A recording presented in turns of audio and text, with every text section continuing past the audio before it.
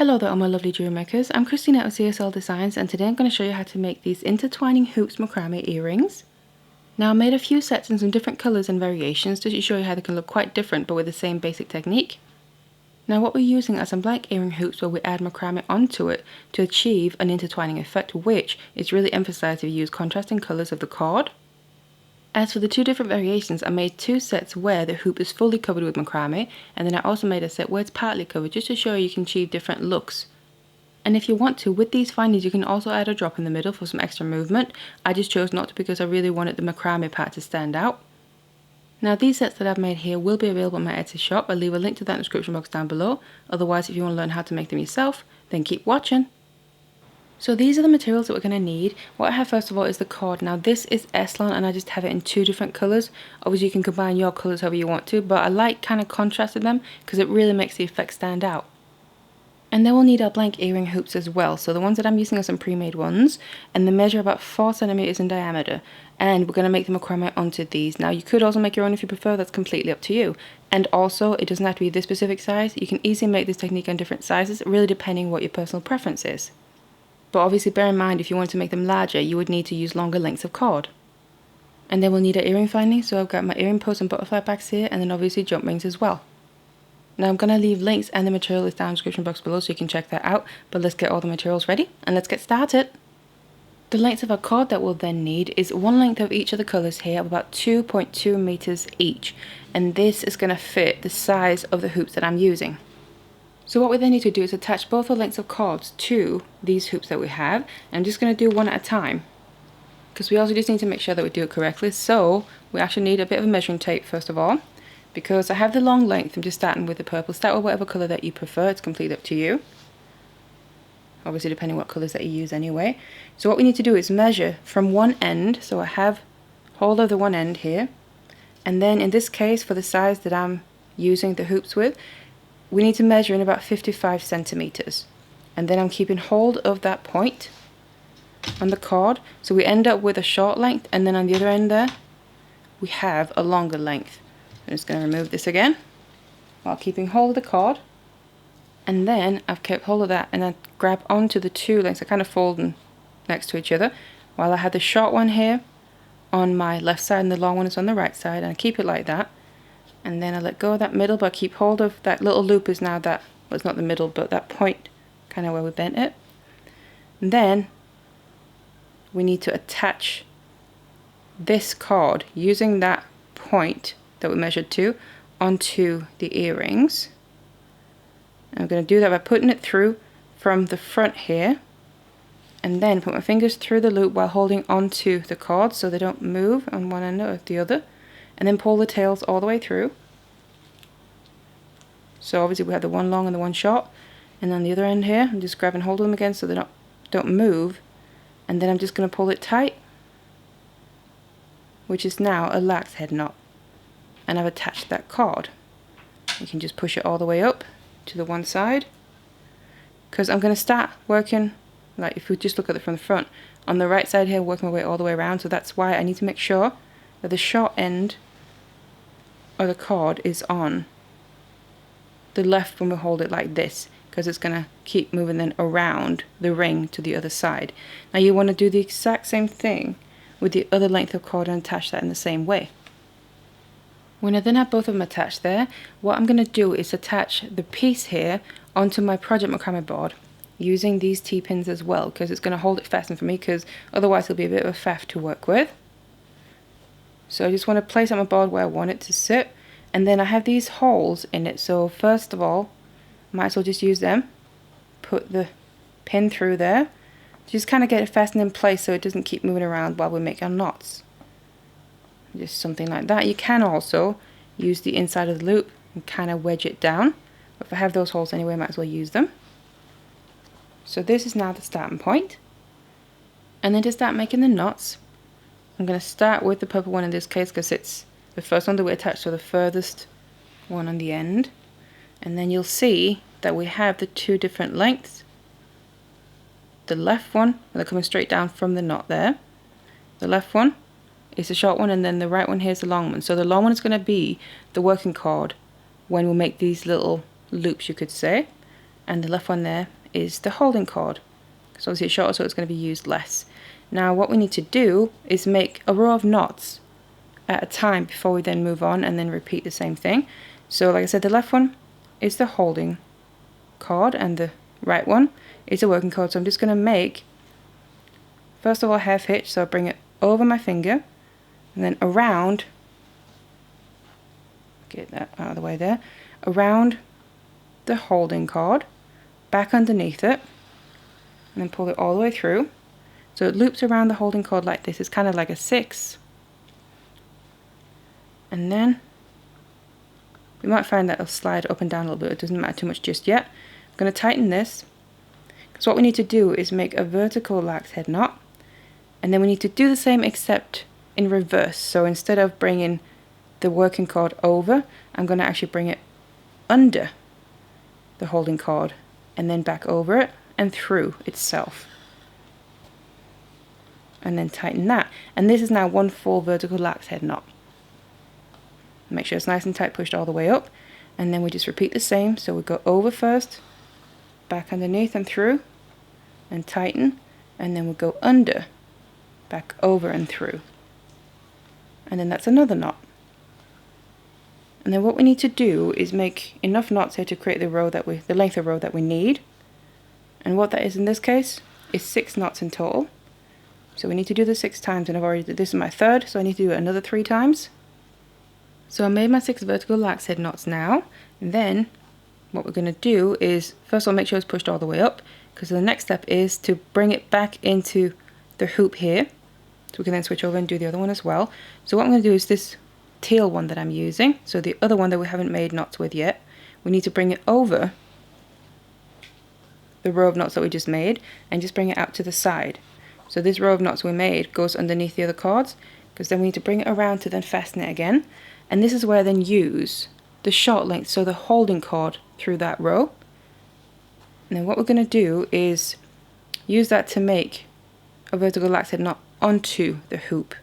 So I'm bringing it over the wire there on the hoop, then back underneath, and then make sure to come up through the loop of itself. Just pull it all the way through, so it loops around like that.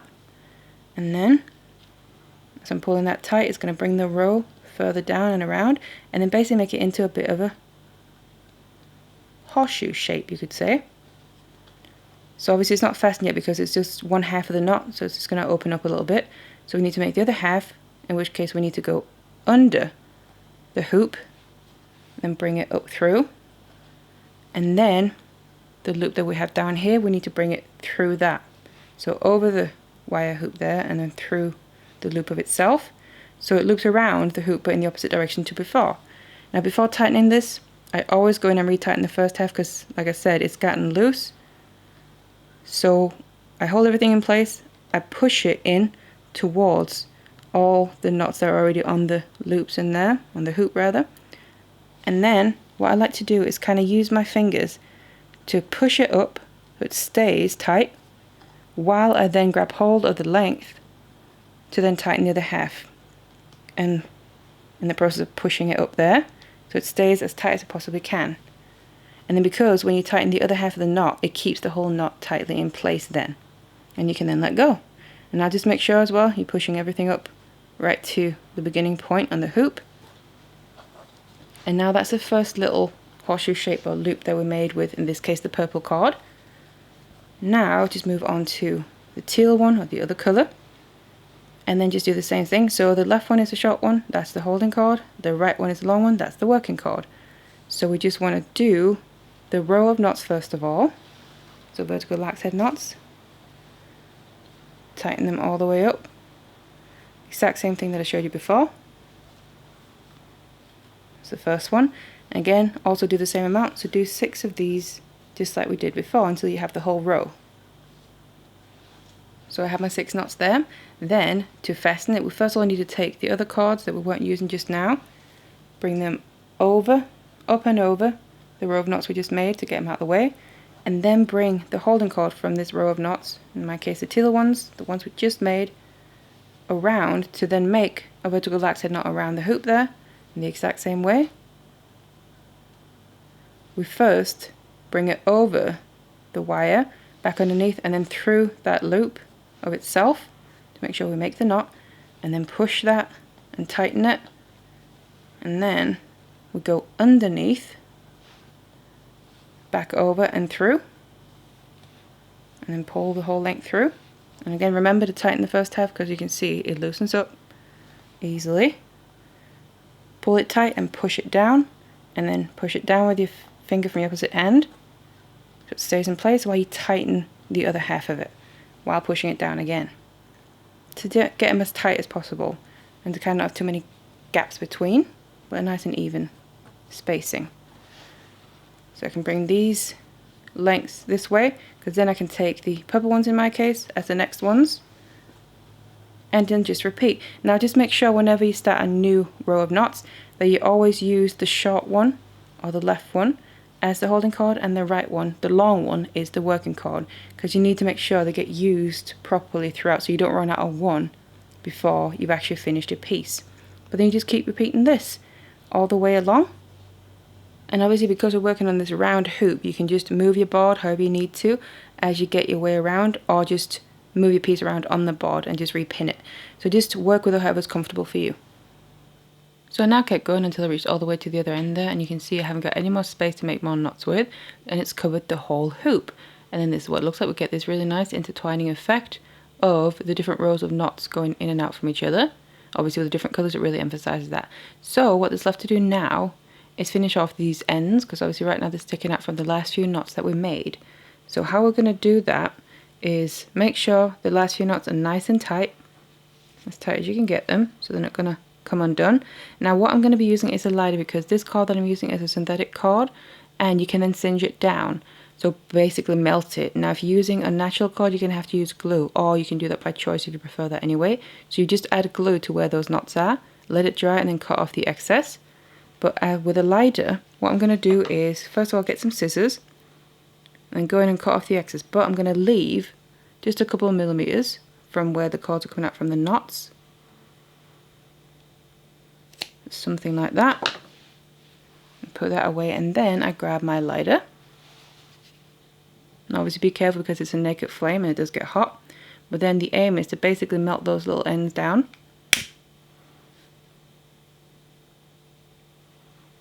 Just do it gently. And then you can either use a lighter to help push them in, or also I like to also melt it a little bit and then push it in with my finger, so it goes nice and flat. And obviously we don't want anything scratchy either that can catch on any hair or skin.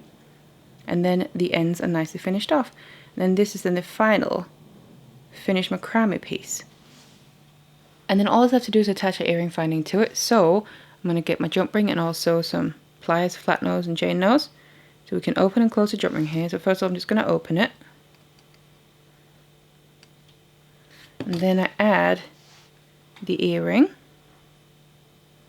the macrame piece here, onto it, and then my earring finding.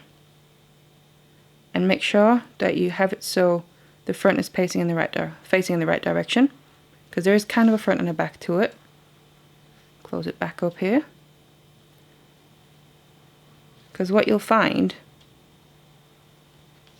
is that the front is a bit more domed or rounded. Let's get these away. If you look at it like that, and where the back is actually pretty nice and flat. I know it looks like that there. So this is now finished. So what you got to do now is obviously make the other one as well. Now you can make it to match, or what you can do is make it in a mirrored image. So I've already got mine here. So you basically want to just do all the same, but in a mirrored image. So you start, and then instead of on here, what we did, I started on this end, and then I brought the next cords over so the rows go underneath and then underneath, whereas on the other one, to make it mirrored, you want to then make sure they go over and over, but otherwise the technique is the exact same. So obviously you get them in the mirrored image there. And these are then all the sets that I made, and as you can see the different colours there, using contrasting colours really adds to that effect we get of the intertwining macrame rows. And then these ones here, the blue ones, I made slightly different because I didn't cover the hoop there fully. So I left a bit open at the top Again, that gives a bit of a different look from the others. But again, it's completely up to you. Now for these here, if you wanted to make them like this so it's not fully covered, the lengths that I used are 1.5 meters each. And then I started 40 centimeters in. So obviously we use slightly less cord here than we do on the other ones where they're fully covered. And also what you can do on all of them, because these findings, the hoop that I'm using, it has an extra hole at the top. So you could actually add a drop in the middle as well if you want that look. I just decided not to do that because I quite like how they look by themselves. But obviously adding that extra drop inside of the hoop would also add extra movement to the piece while you're wearing it.